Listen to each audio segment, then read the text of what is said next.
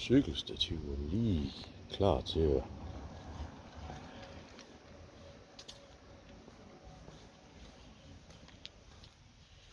simpelthen blevet støbt ned her. Så er der rigtig godt kan komme til at stå cykler her. Og lignende, jeg ved ikke hvad. Søren Ostål har været i gang med at forberede rusten kant til i morgen, tænker jeg. Ja, det er timer og trættel. Cykelstativ foran vinduet, så det ikke kan lukkes helt op. Tjek. Mere rust.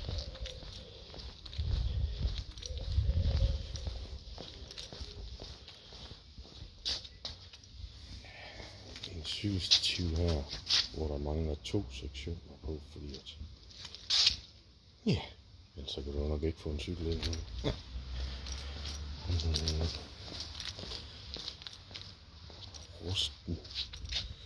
Rusten kant.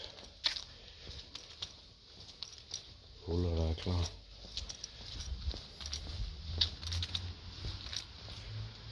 Og her stod alle de her skurvogne som håndværk og administration sidder i. Det her er lige nogle rør, som slanger og ledninger har været kørt igennem. Og beslag til lygtepæle, som er gravet op, og fordi de skal males om, kommer jeg nok tilbage igen på et tidspunkt. Ledningen ser lige der, hvor den rustne kant skal sidde. Rustkant. Her er der plads til alle 5 sektioner af cykelstativet. Sådan kommer det til at se ud.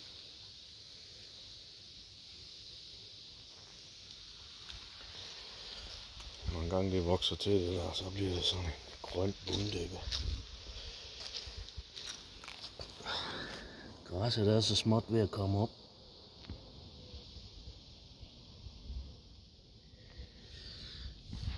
Dejligt, når det skifter farve til grønt. Cykelstativ, hvor der er god plads her til højre for. Og hen til selve stativet.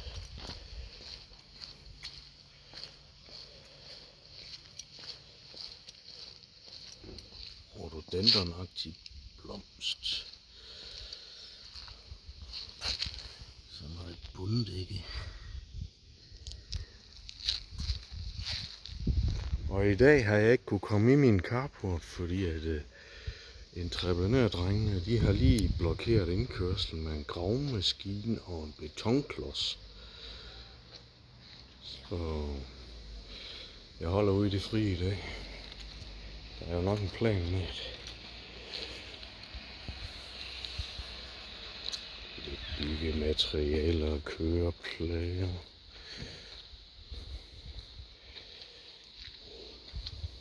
Afspæring. Pakket alle de der stolper og pakket pænt sammen.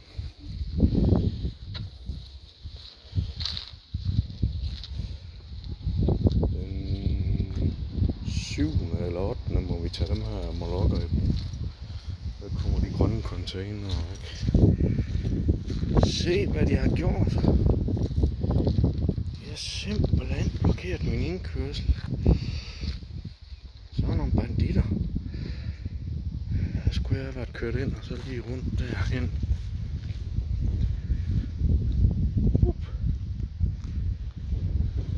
De skal jo nok ind og have fat i alt det der, hvor bilerne holder og så videre og så videre.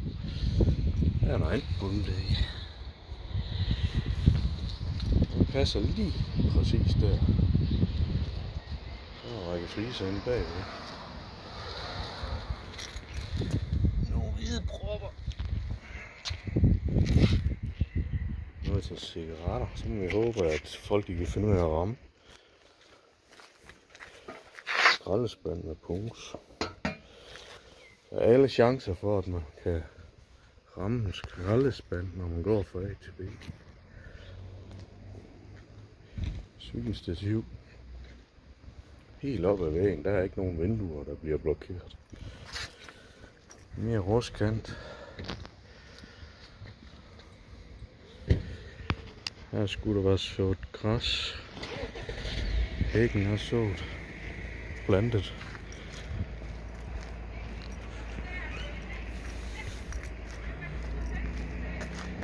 Det her kælderrum, det har lidt større vinduer end de andre, hvor man kan se, at det går helt ned til den flise der. Den ligger rundt om. Træer der plantet her.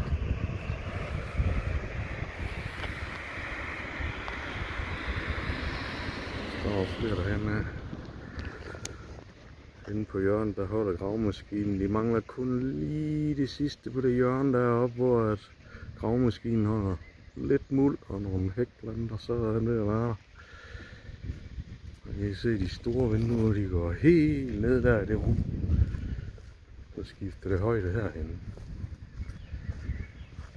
Se på den anden side lygtebil. Der er flere træer. Jeg tror de mangler at sætte noget afstilling på. De ligger klart om, de skal bare sættes på. Der kan I se forskel på kældervinduet. Det er det store. Ser helt op i murværket, det skal tage en højere. Det er noget cykelkælder og opbevaring og sådan noget dernede.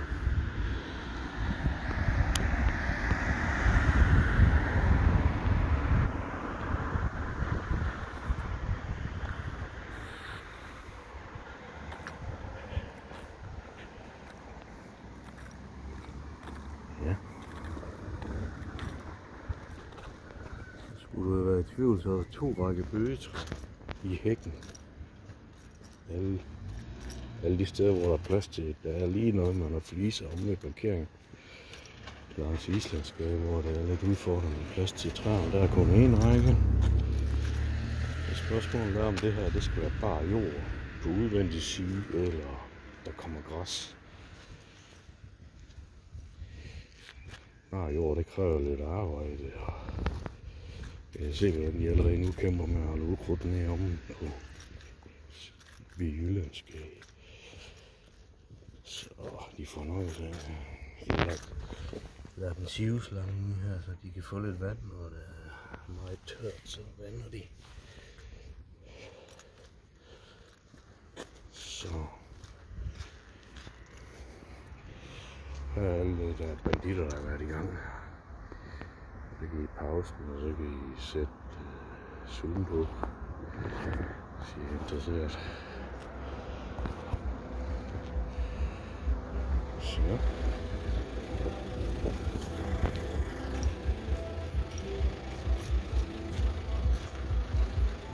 Så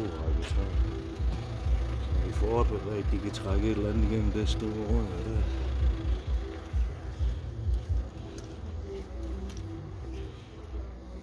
Over i skuret, der bliver der indkast til forskellige affaldstyper. Det kan være der batteri, det kan være elpærer, det kan være det kan være det.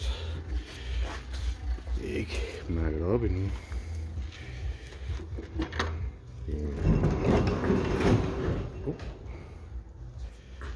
Spørgsmålet hvor den skal sidde her, den dør, det ved vi ikke lige. Jo, den skal sidde her bagved inde i det skue forresten.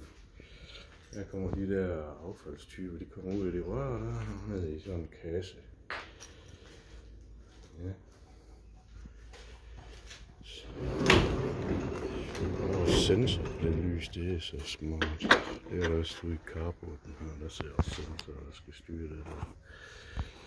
Der er de sidste sider til den der skur der, hvor der skal være cykler. Og det er der lidt dobbelt effekt. Man kan både låse sin cykel ind i skur, og man kan stille dem derovre, så alle sammen de kan gå og irritere sig over punkterede cykler, rustne cykler, væltede cykler. Alle slags cykler, og dem der bliver brugt, og dem der bliver passet. Her har jeg holdt den gang. Man kan lige ane det, og det er ikke hjulspænd, det er bare sådan noget tingsager, der render i. Den savner et lille sted. Nummer 5. Ja. Jeg ser ikke, når jeg får lov at holde der igen. Vi tager lige det hjørne her også, når vi nu er i gang. Wow, det er bare planet ud af trummet det her. De gjorde det i lørdags. Det er så fint banket ned i det her. Og den maskine, de kørte med, der kunne samle sten op, der var virkelig grundig. Han kørte over det flere gange. Det veksel her, det ligger lidt højere end. Vi kommer længere ned, lidt for lov at blive sådan. Vores lamper. Og vores fliser. Og legepladsen. Bum. Jeg tror, det er en sandkast i gule der, og så er der vippedyr og forhindringsbord. Blomsterkoner. Og her er plantet rundt. Og taget op. Så I kan se, det er levende gjort med lavt voksne små planter. Og det begynder også at blive grønt det her på den her side. Det er lige egentlig. Og flugter det sådan her, så er det nemmere at se. Det grønne. Egentlig begynder at blive grønt. Det er super godt. Det er så lidt over 9 om aftenen. Jeg er lige ude og kigge. Hvis der er helt ro. Den er gjort godt fast. Man har fanget den her.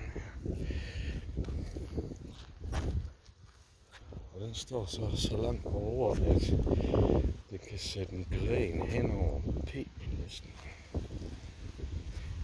Og det var jo udfordringen før, at folk de kunne finde på at brokke sig. Ja, der falder pladen ned på min bil. Så kom viceverden, så beskar han det. Og så gik det træ ud. Og så blev det resten fældet, og nu er de plantet nye.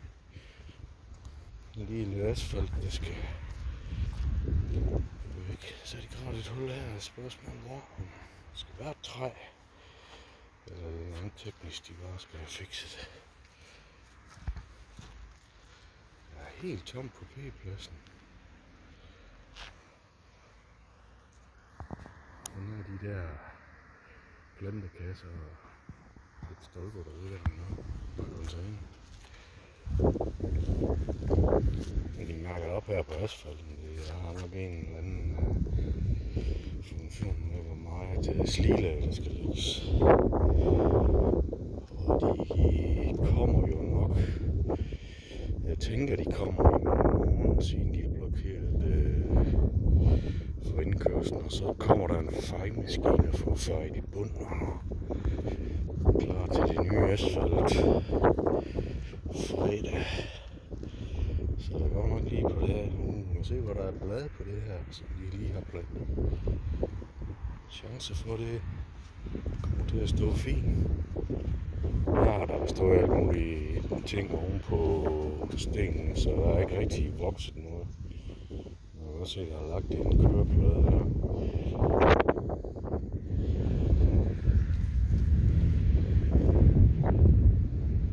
Så vidt slører det i jorden, fordi det er sand, der er lagt på asfalten er blæst herovre. Og skal se, at der er blæst sand den her. Så har der været en dør på den palle, som de har monteret.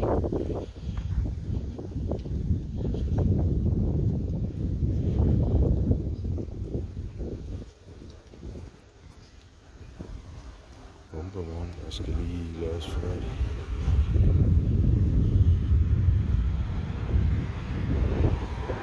Der er lys nede i viceværtens rum. Jeg har fået film på vinduerne. Der står noget af en dør, de har nok skiftet hans dør. Jamen hvorfor ikke? Hvorfor ikke sætte en ny dør ind igen? Der er ingen grund til at han skal have sådan en gammel ny dør. Ikke tale om noget, vi hedder vicevært. Så er der ligger nogle håndvaske, og de er beregnet til at lægge ovenpå bordpladen, og det var den type, de brugte i den første blok. Det er så lavet om til underlimet håndvaske, ligesom den der, den her. Så derfor har de købt og bestilt det, så de er overskåret. Og det startede med håndvaske oven på hovedpladen. Den blok derovre. Nu har de så lavet om til underlimet håndvaske, som der er inde i. Det er jeg da glad ved. De blev så kloge. Og nu har han jo nok snart lyst til at flytte tilbage, den gode visevært, når han har fået sådan en fin opdatering.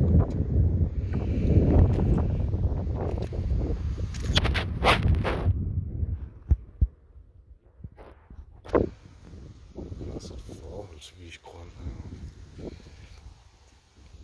Her har de en ordentlig bred kant, de kan gå og røve ukrudt op i og holde i år. De sætter den her. Og Katon har været der rykke i det, og han siger, ej, hvor er jeg træt af alt det der ukrudt. Ja, der gik nok lige lidt for længe, inden de kom her. Det er jo ikke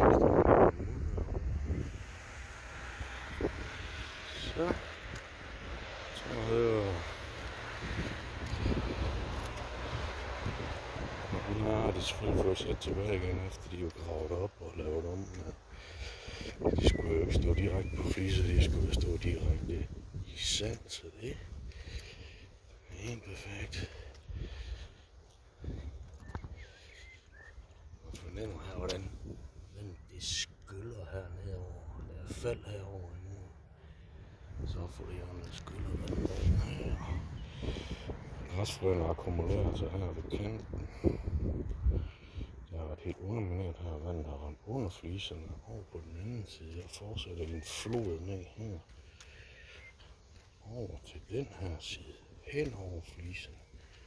Samler sig en sø her, hvor der er sådan meget grønt og fyldt med græsfrø. Så runder det der over i langs kanten.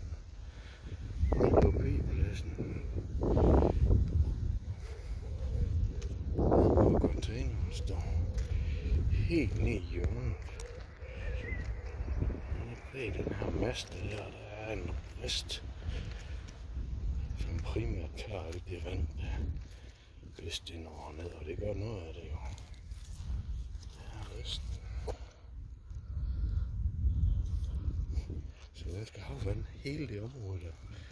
En rest.